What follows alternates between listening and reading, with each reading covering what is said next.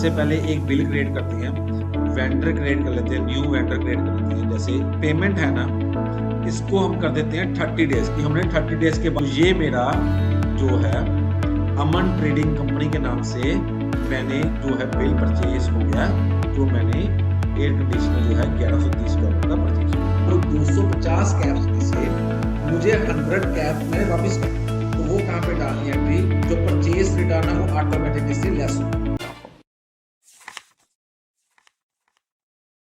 तो हमने क्या करना है कि जो परचेज रिटर्न है उसको देखना है। सबसे पहले एक बिल क्रिएट करते हैं, वेंडर क्रिएट कर लेते हैं, न्यू वेंडर क्रिएट कर लेते हैं, जैसे अमन के नाम से, ठीक है। और डिस्प्ले नेम आ जाएगा, कंपनी का नाम आ जाएगा अमन ट्रेडिंग कंपनी, ठीक है। डिस्प्ले नेम आ गया अमन ट्रेडिंग कंपनी, और उसका ईमेल वगैरह फ़ोन नंबर डालने के बाद इसको सेव किया।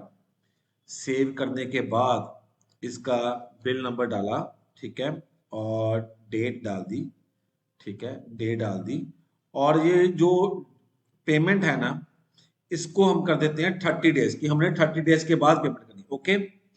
तो इसको हमने 30 डेज के बाद पेमेंट करनी है, ठीक है। और इसका मैंने एयर कंडीशनर, मान लो एयर कंडीशनर हम खरीद रहे हैं, एक पीस खरीद रहे हैं और वो $1000 का, ठीक है। टैक्सेस जो है वो 13% GST लग गया और वो 130 हो गया, नीचे 1130 करके आ गया, और इसको मैंने जो है सेव कर दिया। तो ये मेरा जो है अमन ट्रेडिंग कंपनी के नाम से मैंने जो है बिल परचेज हो गया, जो मैंने एयर कंडीशनर जो है $1130 का परचेज हो गया। क्लियर हो गया? ठीक है, अभी कुछ और क्रिएट करते हैं, एक बिल और डालता हूं। जैसे हम एक बिल और डालने लगे हैं, जैसे एक वेंडर और क्रिएट किया विशाल के नाम से, विशाल ट्रेडिंग ट्रेडिंग हैंडलूम, ठीक है। और इसको मैंने सेव किया, ठीक है, इसको मैंने सेव किया और बिल डे डाल दी 3 दिसंबर की, बिल नंबर डाल दिया। और इससे मैं जो है आइटम्स खरीदने लगा हूँ। मान लो मैं कैप्स खरीदने लगा हूँ, और कैप्स का पीसीस में रहता है, और उसका सेलिंग प्राइस जो है $100 डाल देते हैं, और परचेज प्राइस अप्रॉक्सीमेटली $90 डाल देते हैं, और परचेज करना है तो ठीक है, हम इसको सेव कर दिया। जब हमने सेव कर दिया तो कैप्स कितनी हमने खरीदी है, मान लो हमने 250 कैप्स खरीदी है और एक कैप खरीदी है $95, तो $23,750 का माल है, और उसके नीचे जीएसटी लगी 3087.50, टोटल $26,837.50 का बिल रेज हो गया है। क्या खरीदा हमने? 250 कैप्स खरीदी हैं। किस रेट्स पे खरीदी हैं? ₹95 के हिसाब से खरीदी है, और इसको मैं सेव कर लेता हूँ। तो ये मेरा जो है 26,837.50 का मैंने बिल जो है जनरेट कर दिया। अब मान लो 250 कैप्स में से मुझे 100 कैप मैंने वापस कर दी, क्लियर है?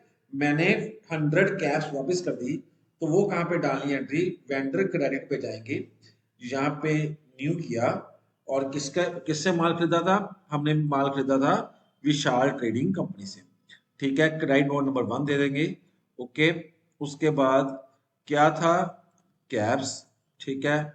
कितनी? Cost of good sold he select करेंगे, क्योंकि मैंने आपको सिखाया हुआ है कि परचेज और परचेज रिटर्न जो है वो कॉस्ट ऑफ गुड सोल्ड में ही आएगा, क्लियर है?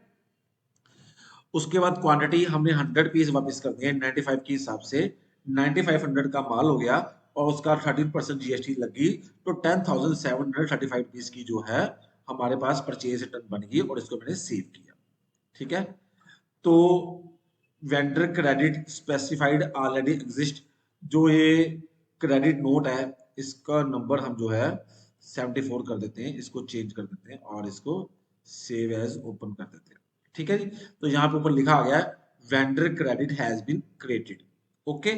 अभी जब आप दोबारा वेंडर देखोगे, आप देखोगे विशाल ट्रेडिंग हैंडलूम का, ठीक है, जो है 26,837.50 जो था वो बिल पेबल था, और अभी क्रेडिट यूज नहीं किया है, तो वो है 10,735, ठीक है।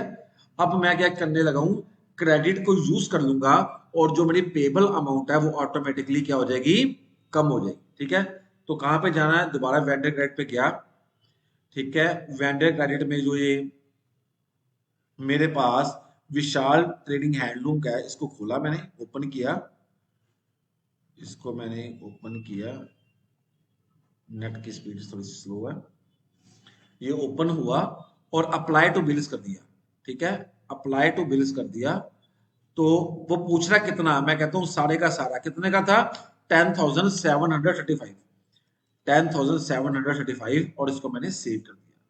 तो सारा क्रेडिट मैंने यूज कर दिया, और सारा क्रेडिट यूज करने के बाद, ठीक है, सारा क्रेडिट यूज करने के बाद जब दोबारा मैं वेंडर्स पे जाता हूँ, दोबारा मैं सॉरी बिल्स पे जाता हूँ, तो आप चेक करो, विशाल ट्रेडिंग हैंडलूम का 26,837.50 अमाउंट बिल बना था, और देने वाला कितना निकल के आ गया, 16,102.50। जो परचेज रिटर्न है वो ऑटोमेटिकली इससे लेस होगी। जब मैं इसको क्लिक करूंगा, जो मैं इसको क्लिक करूंगा, आप नीचे चेक करो, लिखा आ गया कि 26,837.5 का बिल था, और क्रेडिट जो है 10,735 रुपीज जो है क्रेडिट अप्लाई कर दिया, मतलब परचेज रिटर्न होगी। नेट जो अमाउंट है 16,102.50 हमने पेमेंट कर दी। क्लियर हुआ? और जब मैं इसकी पेमेंट कर दूं, मान लो 16,102.50 की पेमेंट, इसमें से 10,000 की मैंने पेमेंट कर दी, तो ऊपर ही ऑप्शन आ रही है रिकॉर्ड पेमेंट की। तो मैं इसमें जो है, मान लो मैंने कैश में पे की है, तो मैं यहाँ पे, मान लो मैंने 10,000 की पेमेंट की है, तो मैं $10,000 डाल देता हूँ और नीचे आके सेव करता हूँ। तो मैंने सेव किया, तो आप नीचे चेक करो कि इतना बिल था, इतने की पेमेंट हो गई है। ठीक है, और साथ में ही इतना क्रेडिट अप्लाइड हो गया, नेट मेरा 6,102.50 देने वाला निकल के सामने आ गया। ठीक है, तो यहाँ पे आप चेक करो, विशाल ट्रेडिंग का 6,102.50 निकल के आ गया। तो ये परचेज का A to Z कंप्लीट हमारे पास हमने सीख लिया कि किस तरीके से हमने परचेज की बिल को डाला, परचेज रिटर्न की, और उसकी पेमेंट की, और क्रेडिट को अप्लाई किया। तो ये हमारा कंप्लीट जो था यहाँ पे कंप्लीट होता है।